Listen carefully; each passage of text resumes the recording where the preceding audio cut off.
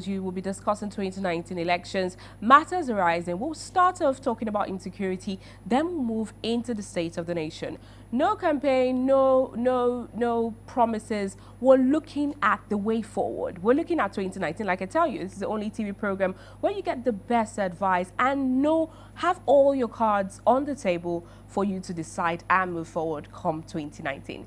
With me in the studio is no other person than Frederick Ikyaan. You're welcome. Thank you. Now, he is a political commentator. He would have a lot to say, and basically he's more involved in the Benue state politics. I hear that you're aspiring, to be the governor of Benue. That is quite commendable.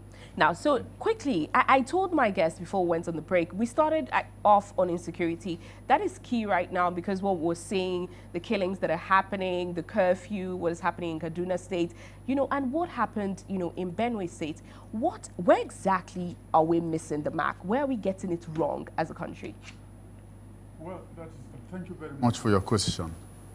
We may not necessarily have been missing it yet, but I think, in my personal opinion, we are yet to sit down and truly strategize.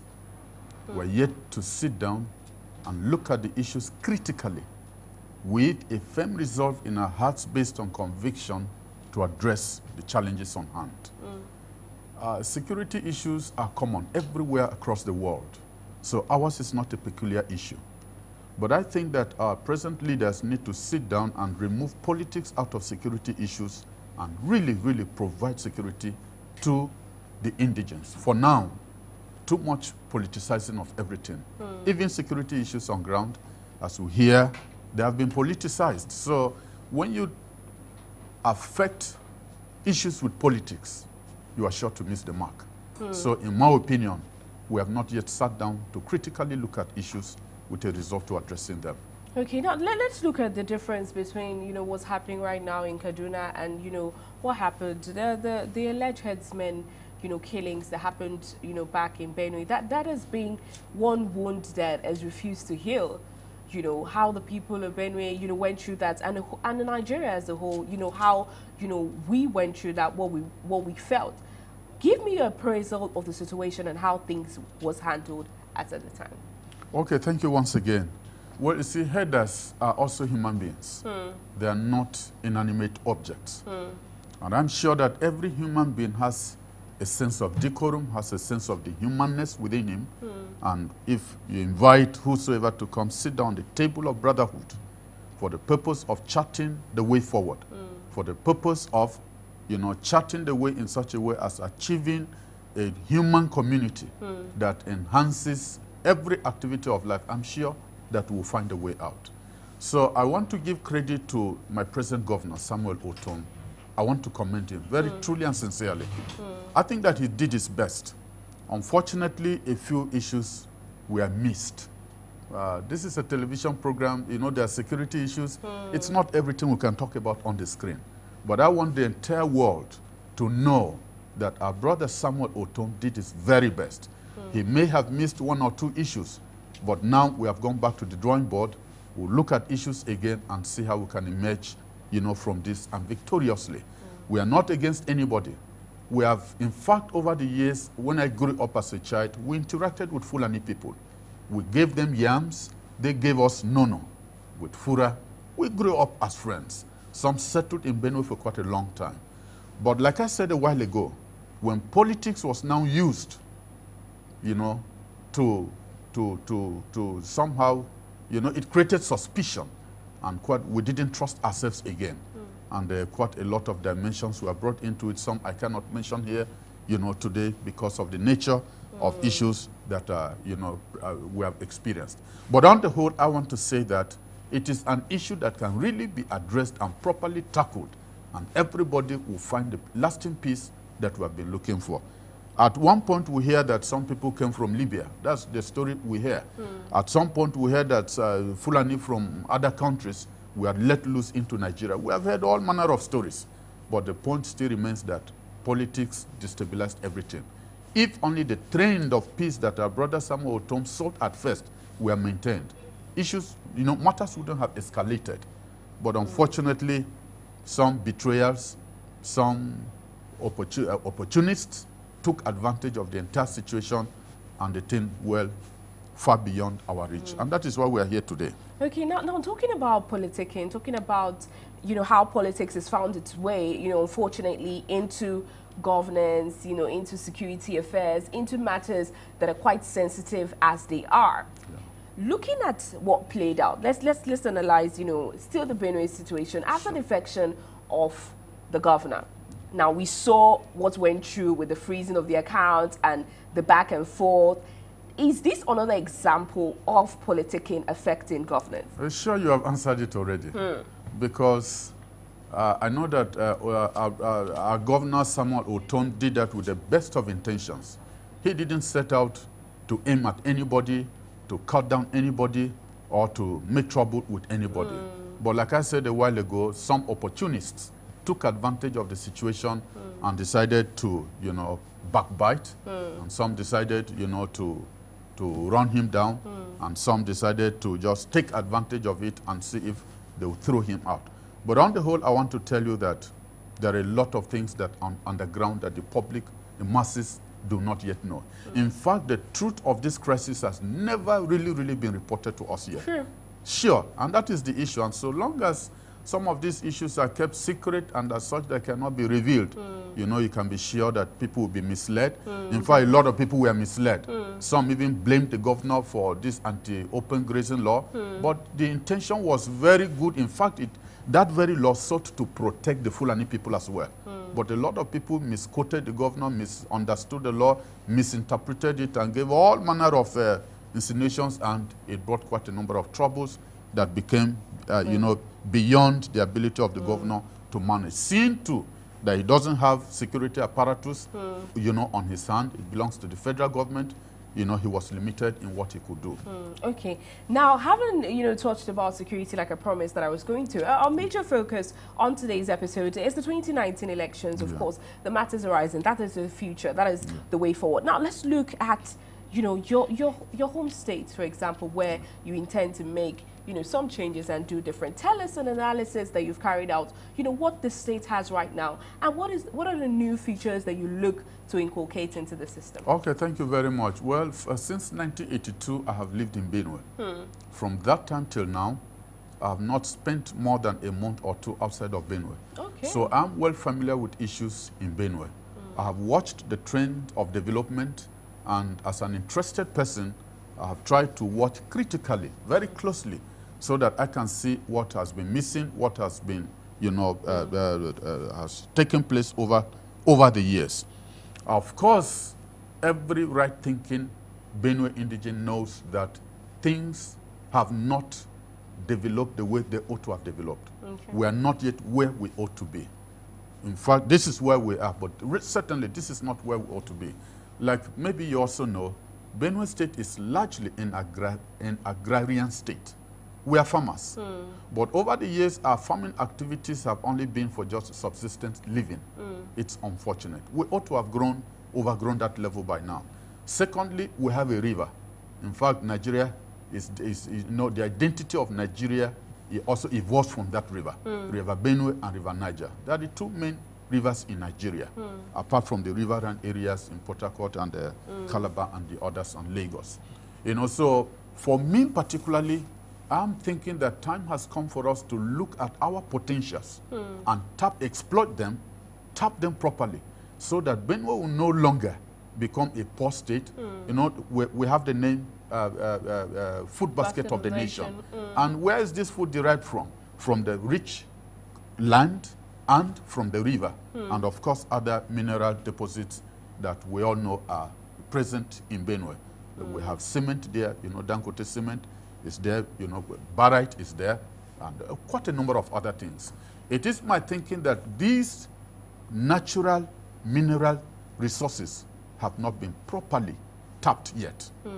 It is therefore the thinking that if given the opportunity, rather than look at federal location, rather than look elsewhere, look at other visitors that are coming, we'll look back on what God has given us naturally and see if God will help us to tap from them and indeed make living a little more convenient and possible for both indigenes and visitors as well. So this is the thinking for now. And I think if we do this, it will be a paradigm shift indeed. Because over the years, even Nigeria relied on oil.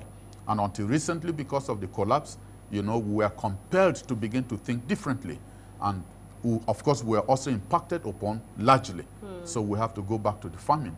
Today, if you go back to Benue, quite a number of people are developing new initiatives that are farming-oriented. So we are thinking that if we have the opportunity, we'll go back to the land, natural resources, we'll tap them and see how we can develop from there. This is quite enlightening. And of course, I cannot take away the fact that from all that you've stated, it looks like you're tilting towards the fiscal federalism structure of restructuring. Do you buy into that agenda, fiscal federalism? Well, you know that some of these issues, when they come, people argue and argue and argue and argue. But I don't think that is the problem with Nigeria. I think that politics has not really been played the way it ought to be played. There is too much of selfishness in it. There is so much of self about it. People are not thinking about the masses. If it doesn't matter the structure we operate, I don't think structure is the issue. You know, the heart of man is the issue. We need to give our people a new orientation that focuses more on the benefit of the larger society than the individual. Whether you dissolve the whole of Nigeria into one single community, it is still not a problem because you always have leaders. In fact, if you restructure Nigeria, there will still be leaders at various levels. And those leaders, if they carry on with this present way of thinking, will get nowhere. So in my personal opinion, it's not about the structure that Nigeria is operating at the moment, but it's that things have gone from bad to worse and people, we are yet to sit down, critically look at issues with a view to adding value to society. I hear that one American president used to ask, do not think what America will do for you, but think more about what you will do for America. If Nigerians begin to think along these lines, I can assure you that whatever is the structure on ground, things will still work.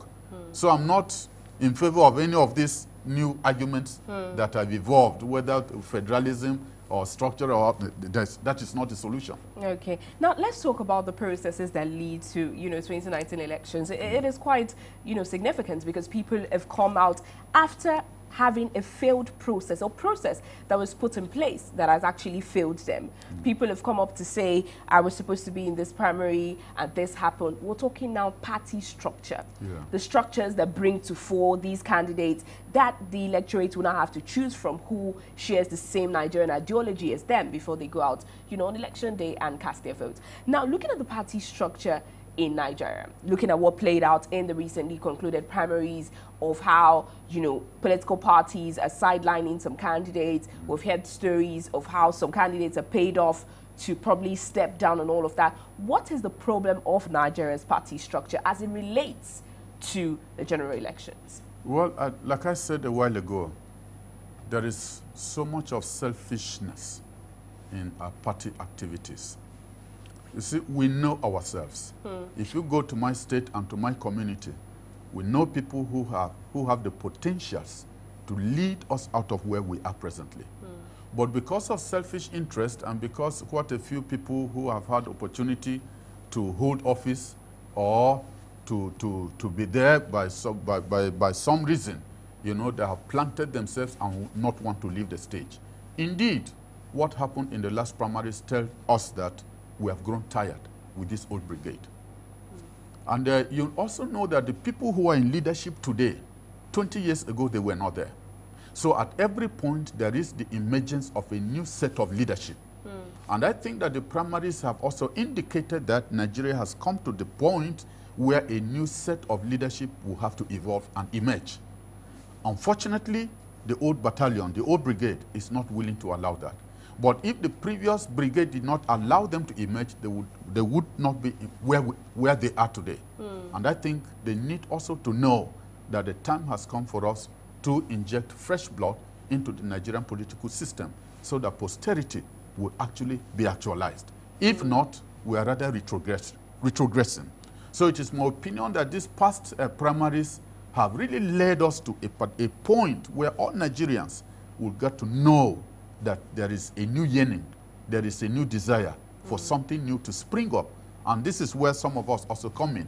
Because of this yearning, this aspiration, this new desire, we couldn't help but respond to the call so that we fit in to the new structure that is emerging. And I assure you that the elections in 2019 are truly going to be dicey, because from what we can see, from the feelers we have, people are no longer interested in voting political parties.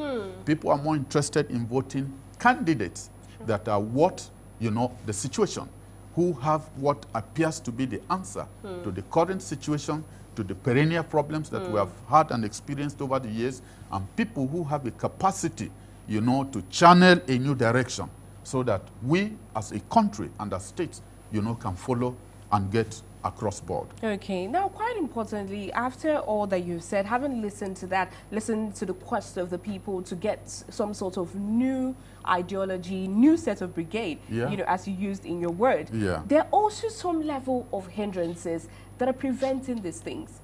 And these have showed up in the kind of elections that we've had in the past, and these are supposed to, we're talking about Ekiti, we're talking about Osun, these are leading us to the 2019 elections. What I'm talking about, without, trying to beat around the bush so much, is the issue of vote buying. How this has inhibited a process, like you said, that is supposed to be free of, some sort of influence. But you have monetary influence making people do things for different reasons. Now, what is the problem? Where are we getting it wrong? And how can we find a fix to this to make sure that vote buying does not have a key place in the general elections? Well, thank you very much. Well, even the Bible says that money answereth all things. This is to mean that money has a large degree of influence. We cannot deny this. But time has come where we need to educate our people the more. We need to give a new orientation to our people.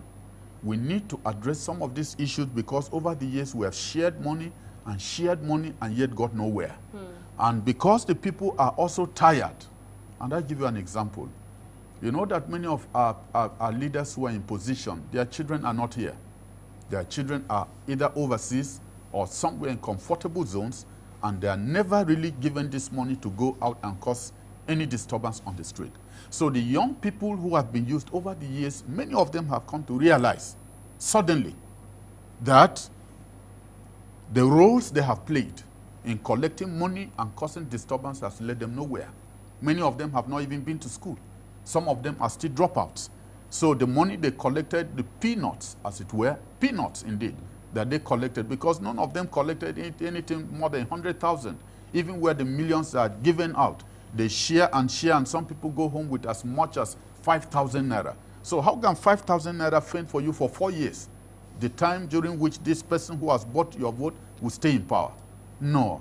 I think that we need to look at these issues again. And for some of us particularly, we have come to understand that education is something we cannot toy with. We need to educate our people.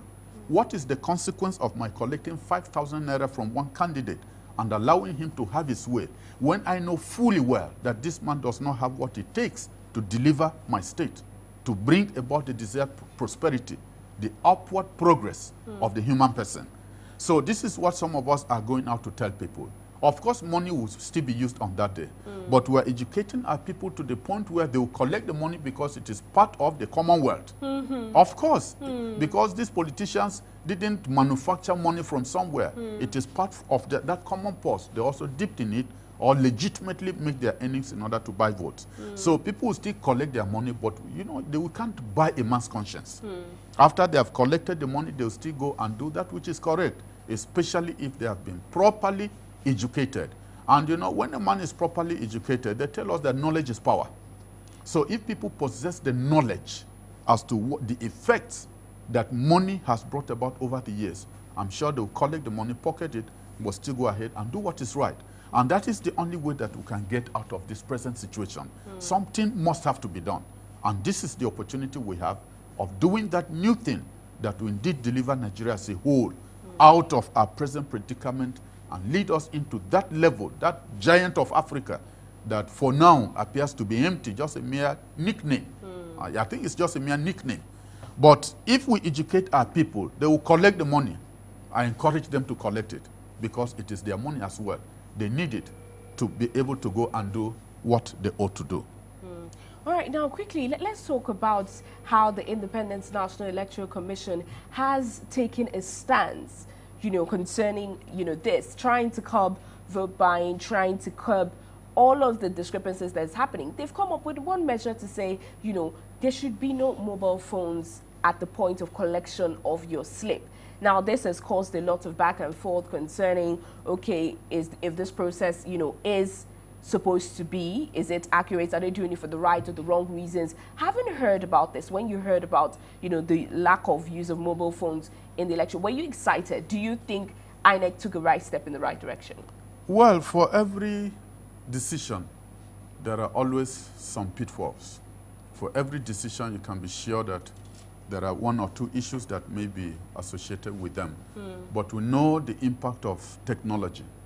We know how helpful our devices have been to us. Sure. But you also know that these same devices sometimes become the tool, by which evil is introduced into the system. I think we have a caller there. Quickly hold that line of thoughts. I think there's a caller right now. Hello there. Okay, I think we lost the call. Yes, you can go ahead with your line of thought. Okay, so I said that technology is useful and proves indeed it impacts on us all.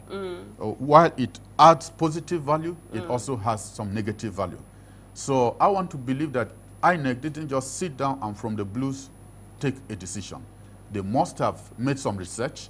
They must have looked into this carefully, especially with previous experiences. And I trust INEC that if their previous experience shows that the best decision is to bar the use of phones at polling units, one can be sure that it will bring about the best result. But like you rightly said, we do hope that it is for the right reason that they have taken this decision.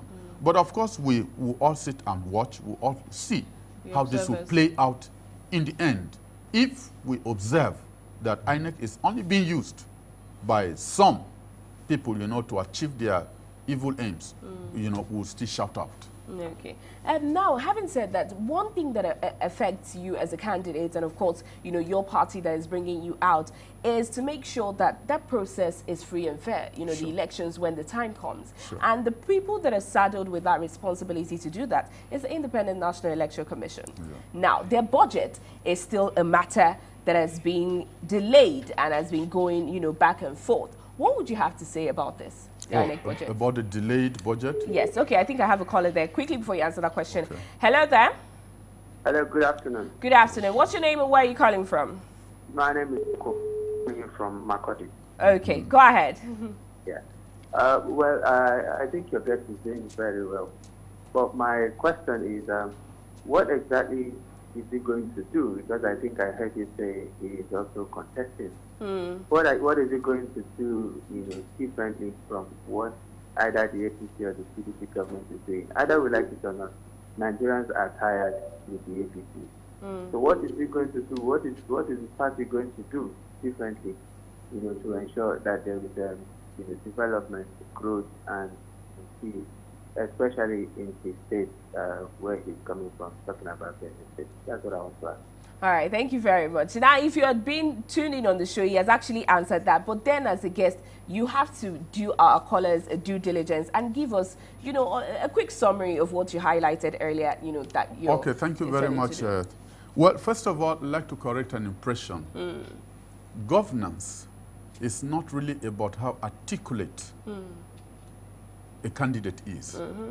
And I make reference to the first executive governor of Benue State, 1979, the late Ape Aku. The man came to power, he had no blueprint. Yet, if you go to Benue today, and this Benue I'm talking about extends to the present Kogi State, you see the footprints of Ape Aku up till today. The man was on ground. But I think why the man was so successful beyond his generation is because he came with an attitude to serve his people. He came with a very clearly defined vision. That vision may not necessarily be written down on paper, but I think that the man looked at this Benue situation and saw how he could use the available resources to have an intervention. So, like I said at the beginning, that we have a river. That river has not yet been exploited. We have very rich land, agrarian community, like I said. And I'm sure that in today's world, it's not about Europe any longer, but it's about local initiative that people are able to look at very critically, very closely, and tap from it. Even the Western world is waiting for the manifestation of Africa. And when I talk about manifestation of Africa, I'm talking about those local initiatives that can propel our state into the global limelight, so that the Western world also knows that this is what we have. It's no longer about going to import things. In fact, now we should be looking at exportation rather than import. So in response to the caller, what we have on ground for now gives me, the idea that we have sufficient local material, local content to be able to propel Benue, to any enviable height that any man can ever imagine. But I must also warn that it's not so much about what we say as much as what you do. I think you have another caller there on the line. Hello there. Hello there. Okay, while we're trying to reconnect, the network is giving us issues. Go ahead with your line of thought. Yes, you were talking about not as much what you say, but what you do. Okay, you've landed that particular point. Okay, now, before that question came in, from the caller, we're talking about INEC, we're talking about, how the processes have been gone, the delays that has, happened to the budget. Yes, I was asking for your reaction to all of that. Being a candidate, someone who will be affected by the outcome of the process if it's not going to be free and fair due to finance. Yeah, you see, Nigerians were always so suspicious. The delay, I don't think, is an intentional one. Okay. I don't think so. But when we talk about ease of doing business, there is this internal difficulties and bottlenecks and all of that have attended our way of doing business, even in Nigeria, even amongst ourselves. And I want to believe that INEC, is also dealing with a large volume of business and issues to attend to. Carrying out election in such a populous Nigeria, is a Herculean task.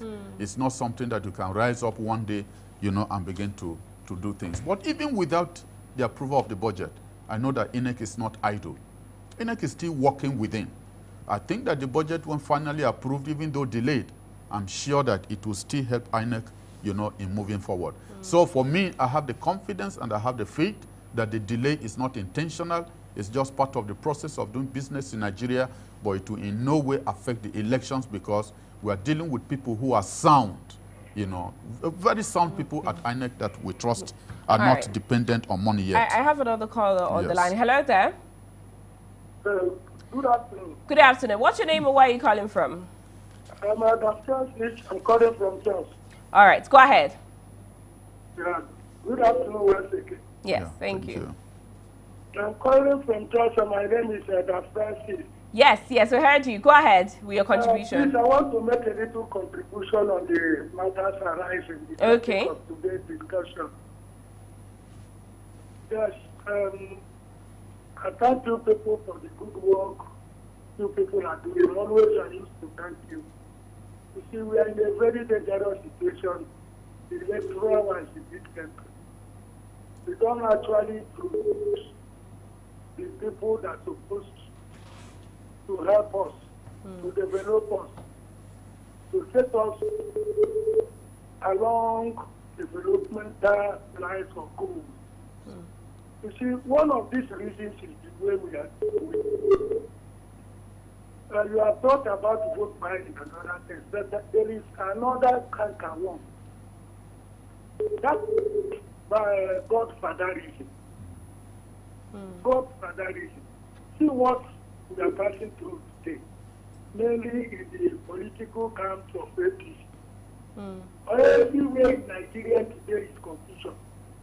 And what is the reason of this confusion? Somebody just arranged.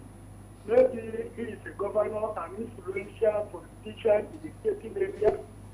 He wants to push the candidates.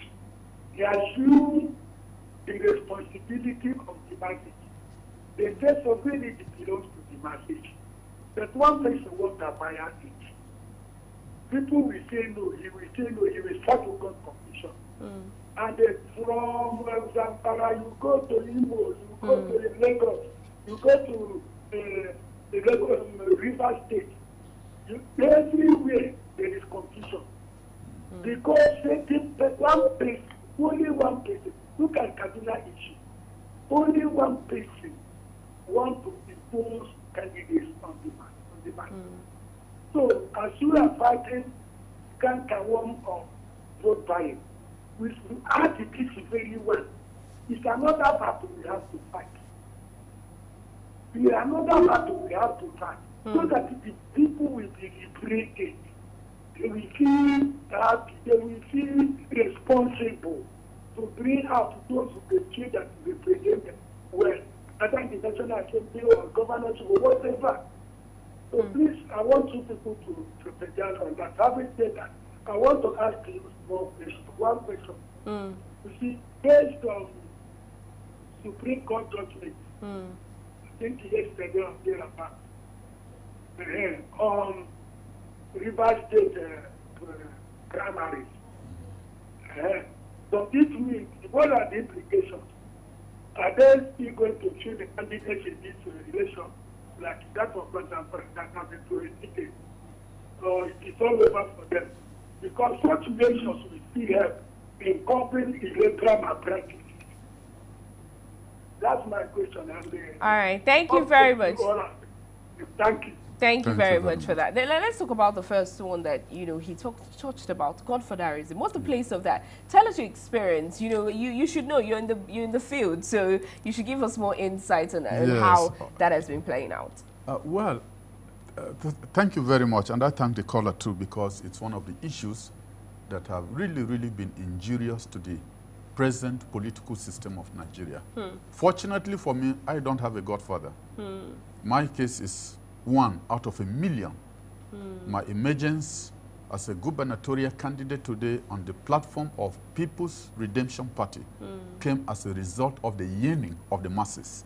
So no one individual decided to bring me up to contest, but I simply responded to the yearnings and to the prayers, having participated in the prayers over the years in Benue, that God give us a candidate that will indeed be familiar with the plight of the people and address them. I didn't know that in the end I was going to be the one. So for me, coming from the church especially, it's not about God the Father. I mean, it's not about godfatherism. Rather, it's about God the Father, because God is the one bringing me. So if there is any godfather, then God is my father, and that is the person I'm going to serve. So I'm more committed to what God is bringing me to do, indeed, rather than running down other people, rather than being concerned about other people. In fact, my concern is not about my predecessors. It's not about Apereku. It's not about the military administrators. It's not about the immediate past governors and the president. No, that is not a concern. I'm not looking at them. In fact, they have played their part. They have played their roles. They have done their best. So I shouldn't be overwhelmed with what they did or did not do. So nobody has a hand in bringing me in. So I'm not answerable to anybody. If anything at all, I'm answerable to the Benue people, to the masses on the street who are up to now are still yearning for a change, and genuine, sincere, practically effective change. It's not just a theoretical change, as we have had over the years all over Nigeria. So I thank you very much for raising the issue. I don't have such a problem. Okay, that is one key issue that, of course, the caller, made mention of that, but then we cannot hide under the umbrella that this does not happen. This has been a situation that we see, glaring in politics, one of which significantly was what happened in Lagos State. Now, secondly, the caller made mention of the issue that is happening currently now in River State. Now, let's talk about, not addressing that directly, let's talk about the back and forth, between parties and candidates emergence and rerun, like what was seen happening with Oshun and all of that. Is that process, looking far back, has it been smooth enough for when a campaigner or a politician, a candidate has a redress to seek and the person goes to court? Has that been favorable in our Nigerian space, our Nigerian political space? Well, thank you very much. Unfortunately, that has been the trend over the years. But like I said at the beginning, it does seem to us as if God is about to introduce a new agenda altogether for Nigeria. God is about to bring us out of the woods. And when God is at work, it doesn't matter how men have perfected, themselves in the art of stealth. It doesn't matter how men have perfected themselves in the art, you know, of running people down, you know, doing whatever they want to do and that way. That has been the old, you know, strategy. But we are feeling very strongly and truly convinced that it's going to change this time. Even though we also know that people who have power will always want to stay to power. Power is sweet. Power is glorious. Power is everything. But my confidence is not just in the fact that people have occupied those positions over the years and want to bring in others and, you know, want to cut down others and all manner of, you know, things that are going on. Be rest assured that 2019 is going to be a shocker to quite, yes, to a lot of people. And I'll give you one example.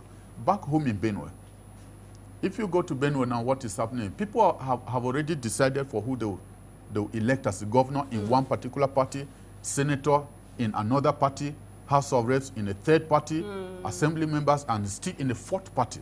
So and in the end, that is what we're going to find. There's no better way. There's no better way, of course, you know, to end the program. Thank you very much. On the program, Frederick Ikyaan, you've been giving us an insight. And of course, like I informed you, he's a gubernatorial candidate, you know, on the platform of PRP, of course, in Benue State. Thank you very much. Thank you. Now, for want of time, this is where we'll be calling it, you know, a wrap on today's episode of PTV's Situation Room. I would really, really love for us to have stayed longer and discuss, you know, more trending issues. But I'll be rounding up here. Keep it a date, same time, same station, PTV Situation Room with Aisha Jibrin. Bye for now.